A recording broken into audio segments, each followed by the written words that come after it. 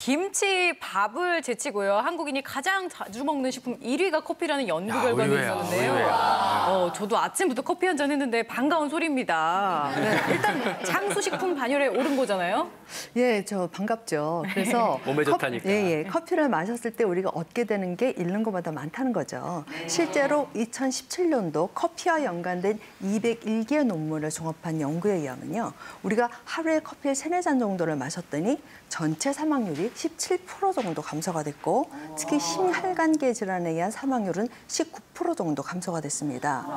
게다가 심혈관 질환 같은 경우는 15% 정도, 암 발생률은 18% 정도 낮춰졌다고 보고를 하였는데요. 아마도 이 효과는 커피 안에 들어있는 1000여 가지 이상의 어떤 생리활성 물질에 의해서 나타나는 것이고 특히 크로젠산 같은 경우는 항산화작용을 나타내고요. 카페스토린이나 카웨 같은 경우는 암세포 발현을 억제시킨다고 합니다. 네. 그리고 이렇게 말씀을 해주셔도 커피만큼 진짜 헷갈리는 식품이 없는 것 같아요. 신문 보면 여기서는 뭐 이런 효능이 있다고 그러고 여기서는 또 보면 커피 부작용 많다고 줄이라고 그러고 도대체 뭐를 믿어야 될지 모르시겠죠. 오늘 교통정리 확실히 하겠습니다. 커피 논란 총정리를 저희가 모아봤습니다. 오늘 총정리합니다. 첫 번째가 커피와 심혈관 질환 예방한다, 유발한다. 어떤가요, 교수님? 자, 예방은 하는데요. 네. 주의는 해야 된다. 이렇게 말씀드리겠습니다.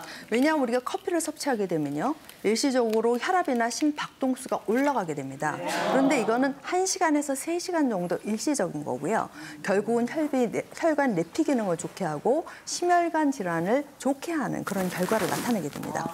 하지만 여기서도 중요한 게 있어요.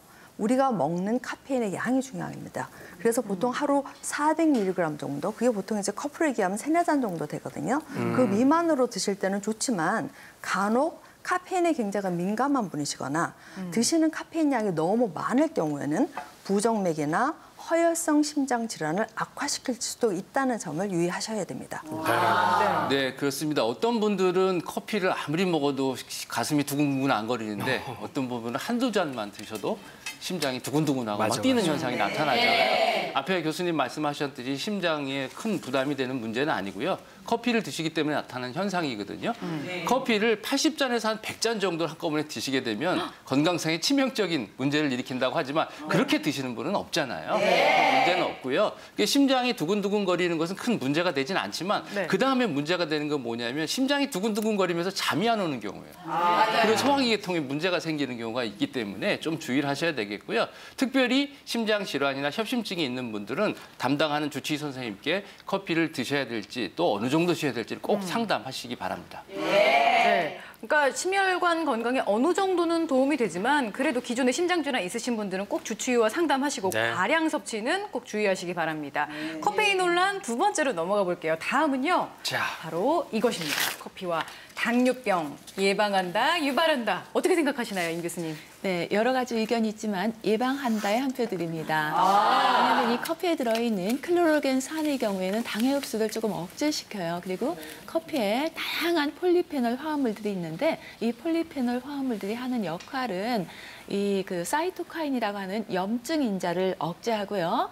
또한 우리 몸의 각 곳을 공격하는 활성 산소를 줄이는 그런 역할을 합니다. 근데 이제 중요한 것은 이런 역할을 하는 것은 커피에 들어있는 성분이기 때문에 블랙 커피를 드셔야 돼요.